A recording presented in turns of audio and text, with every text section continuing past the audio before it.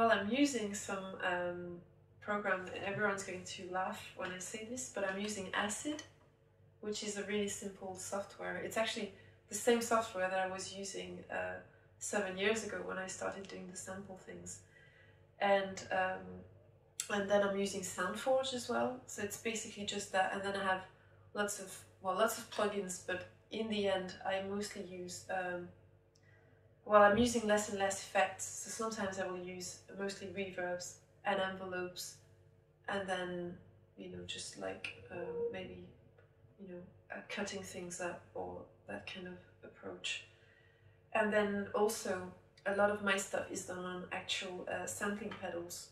So I've got the Loop Station by Boss, and then I've got the Line 6 pedal. So they're really famous pedals, like a lot of musicians have them, and a delay pedal. So sometimes I will actually do the loops in those pedals and then record them into the computer.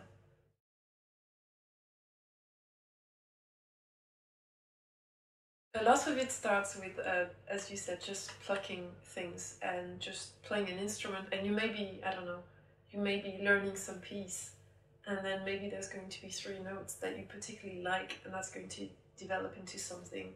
Or I may just loop it, and by chance it may just be slightly awkward, and that's also what I'm interested in, things that are not completely square. Or it could be that I've got an idea about using a specific instrument, and the instrument's characteristics will kind of dictate almost the music. Or I could have a melody in my head, and I will try it out on different instruments and see how that turns out. And then things can also change when they're recorded into the computer by layering things or doing various things like pitching the sound, which is something I've done quite a lot, or sometimes reversing, even though I think the important thing is nothing should be like a recipe. So I do try, and it's not easy, but I do try not to fall back on things that I've done too often.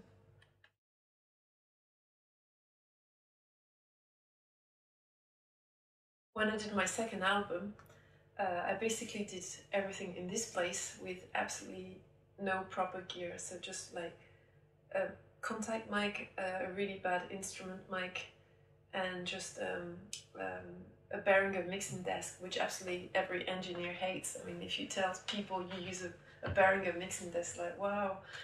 And so as I was doing the record, it was hard because I had to both play the instruments and record them.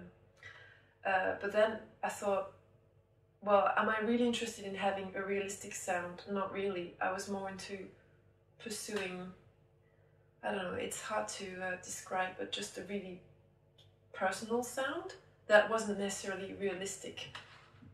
So I basically tried to turn this potential flaw of having bad gear and basically no knowledge of recording into my sound, because that's what I'm interested in, is basically doing an album that not many other people would be capable of producing. To me, that's the interest of making music. It's got to be personal.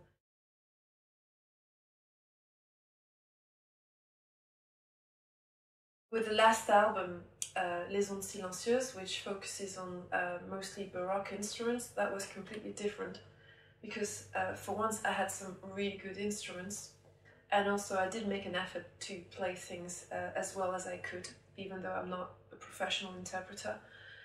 And also the viola has got such a beautiful sound, such an incredible natural reverberation, that I thought, well, I just have to, this time I have to have the gear that will capture this sound. So for the last album, I did get some help from an engineer who had mastered all of my albums, and his name is Emiliano Flores, and we recorded half of the tracks at his place and half here, and he basically lent me the right microphones and the right preamps, and I'm really grateful to him, because definitely, I don't have the knowledge, and I do have an interest in sound, but I think I'm already trying to do so many things, like learning 3 different instruments at the same time, which is kind of crazy already, that so far I haven't been able to push my knowledge further in terms of acoustics and recording. But I think depending on the album and what you're doing with the compositions and the instruments you're using, you could really use different sorts of approaches in sound recording.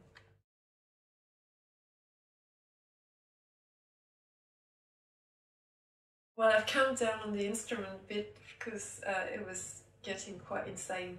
I think with the viola, I found a really unique instrument. Then again, I'm not sure I will do another album focused on Baroque instruments because I really feel like each album is very much its own project. Even though initially I never thought, oh yeah, I'll make 3 albums and they will all be very different. But no, I think for now I'd rather concentrate on what I already have than constantly look out for other things, because there's such a limit to what the human brain and hands can take, I guess.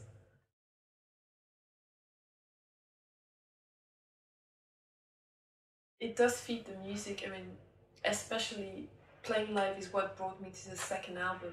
Because when I finished the first album with samples, I didn't think, oh, samples are boring now. I've done everything with them, but it was more a case of having trouble finding good samples or samples that I could use, and at the same time discovering the pleasure of playing instruments live and thinking, wow, this is a lot of fun, because I was kind of tired of just like clicking on the mouse, you know, endlessly and just burning CDs and having that kind of approach. So first of all, that was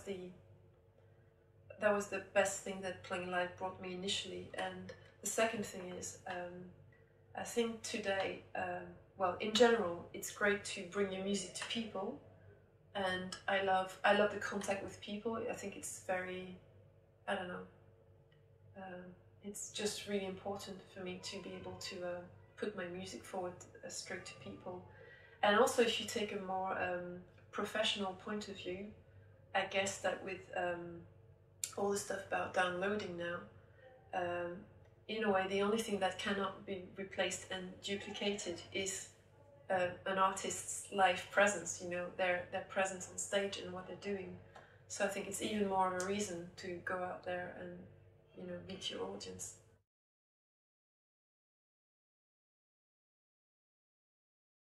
It would be interesting one day to work with other people, for sure. I don't know if I would prefer to have people interpreting my music, or just to be with other musicians and we would all have the same input, because I'm not really into giving orders either. I mean, so I'm not sure. I guess I'm just going to, you know, let things happen, and especially with collaborations, it's got to come from beautiful meetings. Like I don't think I would ever try to hire some people to play my music, because that would feel a bit soulless, I think.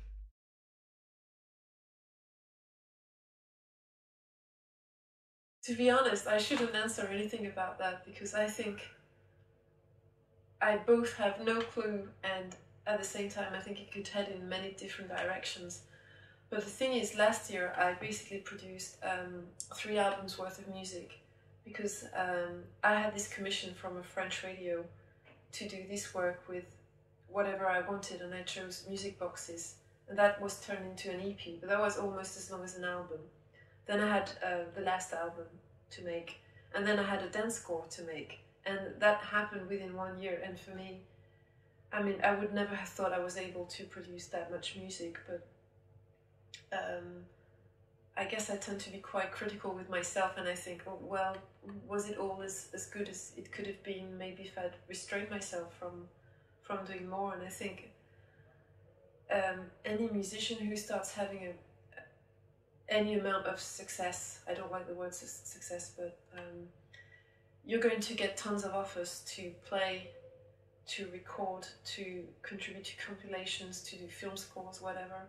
And I think you've really got to, unless you're some kind of creative genius or you're desperate for money, I think you should, I mean, for me, I would like to think that each thing that I release is essential, and that it had to be, you know, it had to be released. So yes, so to answer your question, I don't know, and I don't want to rush, because I think only so much can happen within a year or two for a musician. And also in terms of inspiration, sometimes people ask me, oh, where do you get your inspiration from?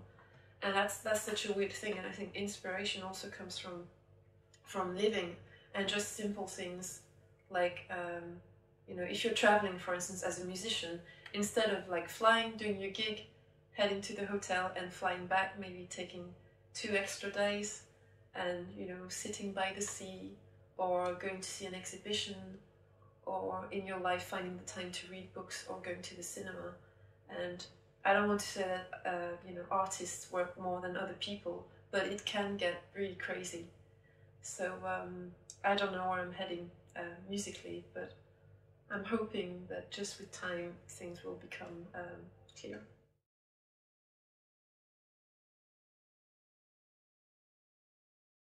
Just being on their label, and most of all being on an internationally distributed label, that was really important, because